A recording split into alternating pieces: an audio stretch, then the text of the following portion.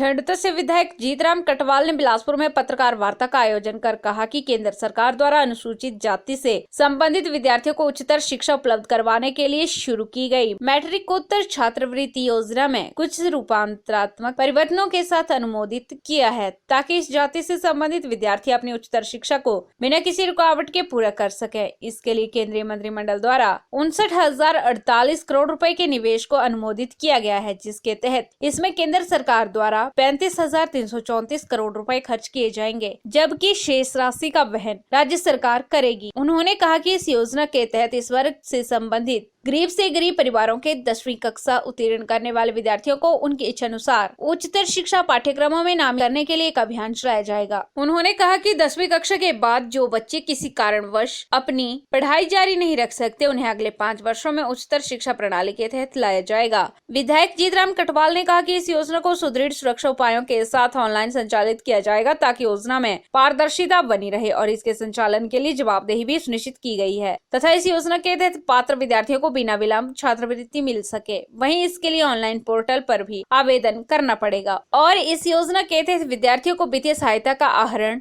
DBT के माध्यम से किया जाएगा तथा वर्ष 2021-22 में इस योजना का शुभारंभ करते हुए केंद्र सरकार द्वारा अपने 60% अंश को विद्यार्थियों के बैंक खातों में डीबीटी के माध्यम से सीधे जारी किया जाएगा और योजना में निगरानी तंत्र को और सुदृढ़ किया जाएगा। बताइए सर, किस तरह से आज जो केंद्र सरकार द्वारा प्रायोजित की गई है और इसमें 60% हिस्सा जो है एससी छात्रों को जो छात्रवृत्ति योजना 2021-22 से 25-26 तक लागू होगी,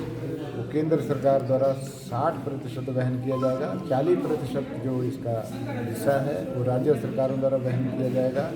और 59,048 करोड़ रुपए की योजना ये 5 सालों में लागू होगी और इसमें 35,534 करोड़ जो है केंद्र सरकार ने अपना हिस्सा तय किया है।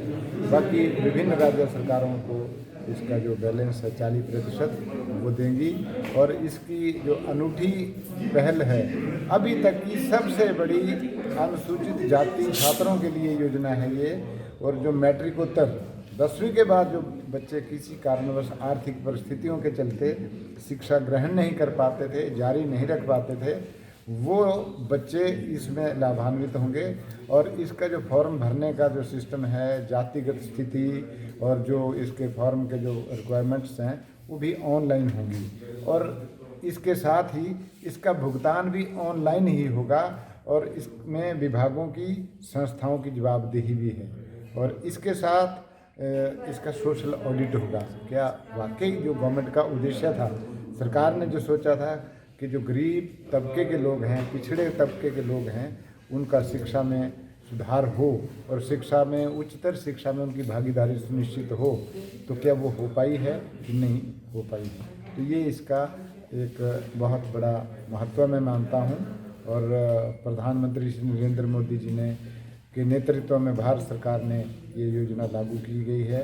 और इसके साथ ही हम इसको ये मानते हैं कि एक बहुत सुनहरा मौका है राज्य सरकारों के लिए और अपने गरीब तबके के छात्रों के लिए उनकी शिक्षा में सुधार हो।